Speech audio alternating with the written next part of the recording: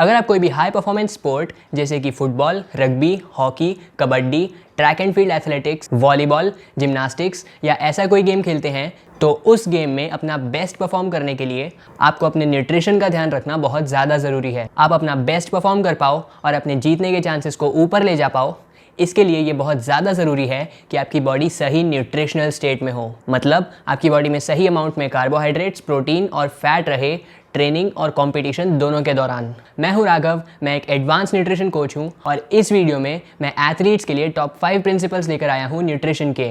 इन principles को जानने के बाद आप खुद के लिए एक ऐसी डाइट बना पाओगे जो कि आपको आपके गेम में अपना बेस्ट देने में बहुत ज़्यादा हेल्प करेगी। अगर आप एक्चुअली सीरियस हो अपने न्यूट्रिशन के बारे में तो इस वाले वीडियो को पूरा देखना। Let's roll the intro and let's get started.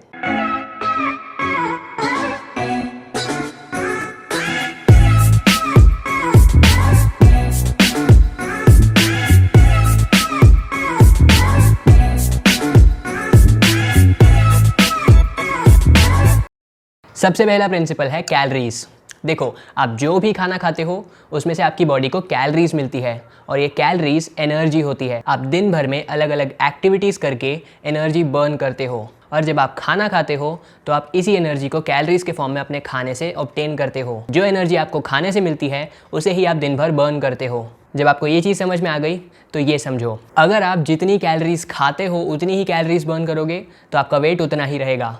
ज़्यादा कैलोरीज कंज्यूम करोगे तो आपका वेट बढ़ जाएगा, कम कैलोरीज कंज्यूम करोगे तो आपका वेट कम हो जाएगा। जब आप ट्रेनिंग करते हैं या एक्चुअल मैचेस खेलते हैं तब भी आप बहुत ज़्यादा कैलोरीज बर्न करते हैं और इसी के साथ में आप दूसरी एक्टिविटीज़ करते हुए भी बहुत ज़्यादा कैलोरीज बर्न करते हैं। तो जब आप इतनी ज़्यादा कैलोरीज बर्न कर रहे हो तो आपकी बॉडी को बहुत ज़्यादा कैलोरीज की नीड होगी। अगर आपने अपनी बॉडी में अच्छे से कैलोरीज स्टोर करके रखी हुई है तो जब आप गेम को खेलोगे ना तो आपको अच्छे से एनर्जी भी फील होगी और इसीलिए आपको ये चीज़ पता होनी चाहिए कि आपकी बॉडी को एक दिन में कितनी कैलोरीज चाहिए और आपको उतनी ही कैलोरीज खानी चाहिए। कैसे पता करना है कैलोरीज?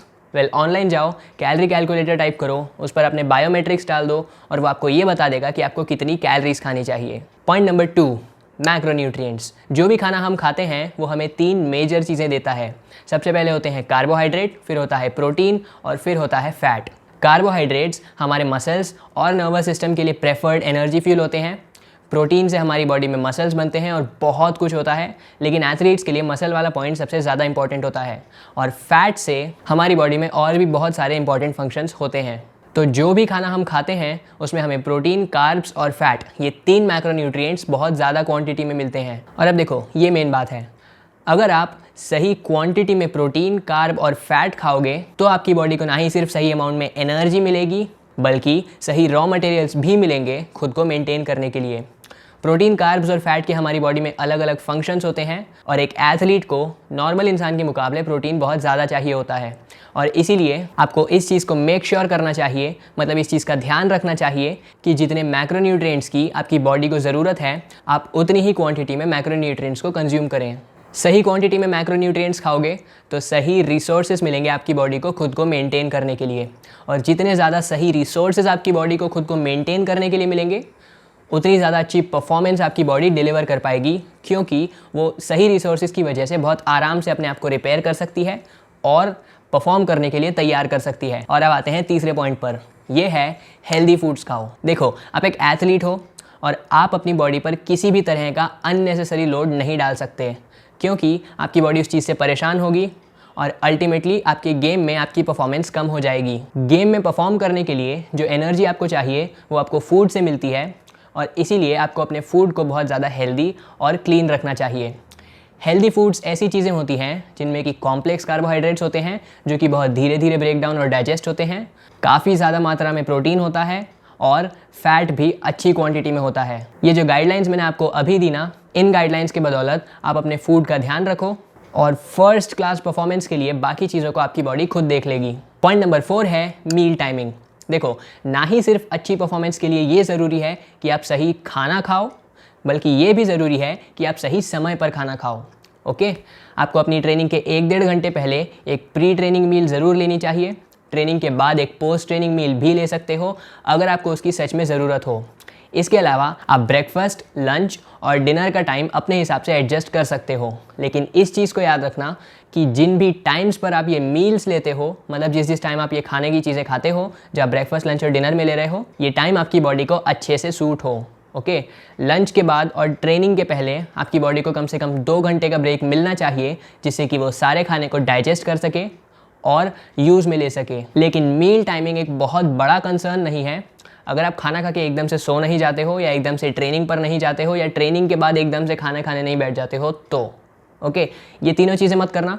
अपनी ट्रेनिंग में और अपनी किसी भी मील में कम से कम 1 घंटे का इंटरवल ज़रूर रखना। ट्रेनिंग की जितनी कम देर पहले आप उस मील को ले रहे हो, उतनी कम कैलोरीज उस मील में रखना। और अगर आप इतनी चीज़ें ही समझ गए हो अपनी मील्स के टाइम के बारे में, तो आप एक एथलीट के जैसे अपने न्यूट्रिशन का ध्यान रख सकते हो। लास्ट और फाइनल पॉइंट है माइक्रोन्यूट्रिएंट्स। हमारी बॉडी को प्रोटीन, कार्बोहाइड्रेट्स और फैट के अलावा दूसरे न्यूट्रिएंट्स की भी ज़रूरत होती है। ये न्यूट्रिएंट्स हमारी बॉडी को एनर्जी नहीं देते हैं, पर ये हमारी बॉडी को दूसरे फंक्शंस करने में बहुत ज़्यादा हेल्प करते हैं। ये होते हैं विटामिन्स और मिनरल्स। अलग अलग विटामिन्स और मिनरल्स के हमारी बॉडी में अलग अलग यूजेस होते हैं, मतलब अलग अलग चीज़ों के लिए हमें अलग अलग माइक्रोन्यूट्रिएंट्स चाहिए। और जब तक हम सही क्वांटिटी में सही माइक्रोन्यूट्रिएंट्स को लेते हैं, तब तक हमारी बॉडी के लिए और ज़्यादा आसान होता है खुद का ध्यान रखना। देखो, आपकी बॉडी बहुत ज़्यादा स्मार्ट है। ओके, आप उसको सही फूड्स दे दोगे और सही टाइम पर वो खाने की चीज़ें दे दोगे, तो बाकी तो आपकी बॉडी खुद ही संभाल लेगी। सिर्फ इतने प्रिंसिपल्स का अगर आप ध्यान रख लेते हो अपने न्यूट्रिशन में, तो गेम में आपकी परफॉर्मेंस को निखर के आने से कोई नहीं रोक सकता है। आपकी बॉडी हाई परफॉर्मेंस को बहुत अच्छे से सपोर्ट कर पाएगी। आपका स्टैमिना एकदम नेक्स्ट लेवल चला जाएगा। देखो, स्टैमिना आपकी ट्रेनिंग पर ज़्यादा डिपेंड करता है, और इसीलिए आप ट्रेनिंग करोगे तब जाके आपका न्यूट्रिशन आपकी बॉडी को सपोर्ट कर पाएगा। सही से ट्रेनिंग करोगे तब आपका न्यूट्रिशन सही चीज़ में काम आएगा।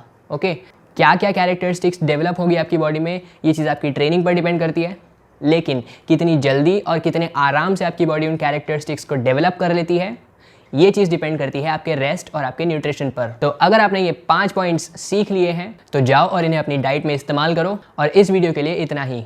अच्छी लगी तो लाइक करना, शेयर करना अपने दोस्तों के साथ, सब्सक्राइब करना इस चैनल को। यहाँ पर मैं स्पोर्ट्स साइंस का कंटेंट डालता हूँ हिंदी में, और मैं आप लोगों से मिलूंगा अगले वीडियो में। Alright guys, piece.